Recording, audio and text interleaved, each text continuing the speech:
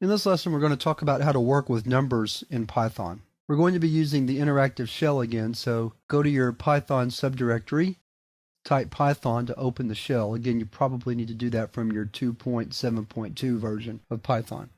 There are several different types of numbers you can work with in Python. The most common is the integer, such as 100, or the floating point number, such as 3.14159. But you can also work with hexadecimal, octal, and binary numbers in Python. Python has the standard mathematical operators: addition, subtraction, multiplication, division. Python also has modulus, so if you type 4 modulus 2, that returns the remainder of dividing 4 by 2. See, that's 0, whereas 3 mod 2 returns 1.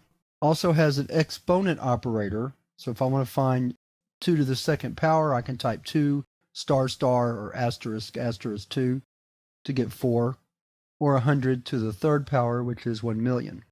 When you're working with mixed number types in Python, such as integers and floating points, Python always converts up so that 1 plus 2.2 will be equal to 3.2 rather than 3, because here Python will convert up from integer to floating point. And that's a great thing, because it'll keep you from accidentally losing some data. Another thing to keep in mind when working in Python is that the operators have an order of precedence. Think My Dear Aunt Sally, multiplication, division, addition, subtraction, for the most common of the operators. So that 1 plus 2 times 3 is 7 instead of 9, because the multiplication, 2 times 3, is performed before the addition.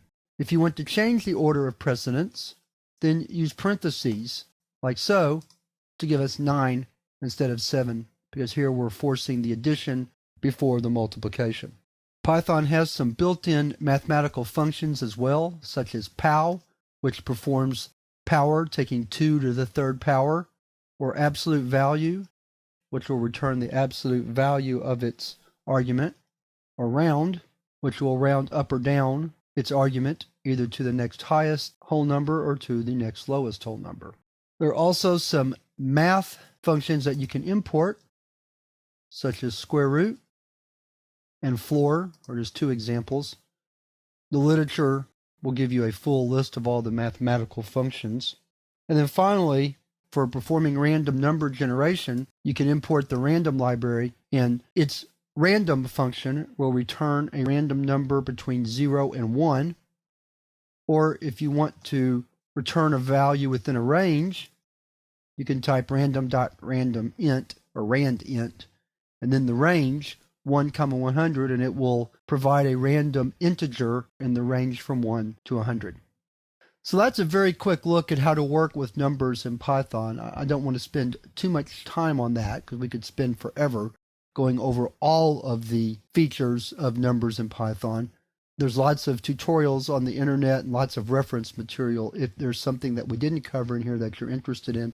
Some of the other lessons will also bring up some points about numbers in Python. But for now, we're going to move on to the next lesson, where we're going to talk about working with strings in Python.